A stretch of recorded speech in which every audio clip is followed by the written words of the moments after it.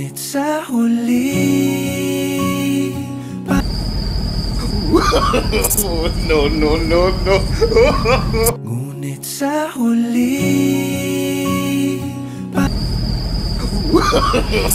No, no, no, no. Daniel, ba't ka nakatingin?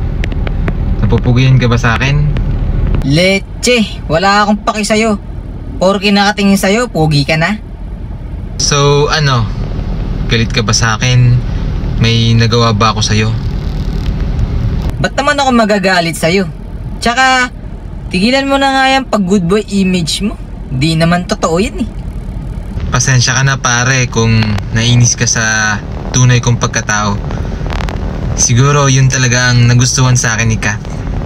Talaga lang ha, kwento mo yan sa pagong.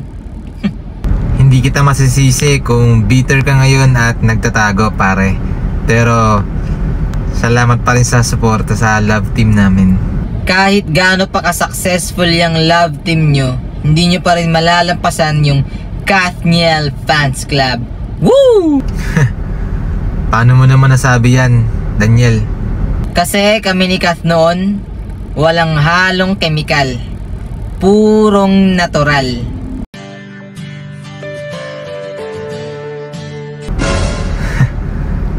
Mag-move on ka na pare.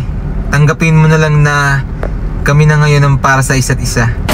Kilala ko si Kat, hindi yan papatol sa bading.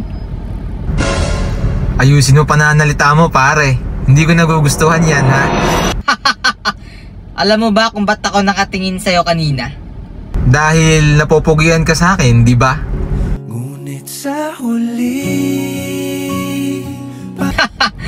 In your face, Alden. Nakatingin ako sa'yo kanina kasi may lipstick ka pa. Bakat niya sa labi mo, halatang bading ka. Ha? Meron pa ba? No, no, no. Meron pa ba hanggang ngayon? Pasensya ka na pare kasi naghalikan kami ni Kath kanina. Siguro may natirang lipstick. Ha? Oh no. No, no, No, no, no.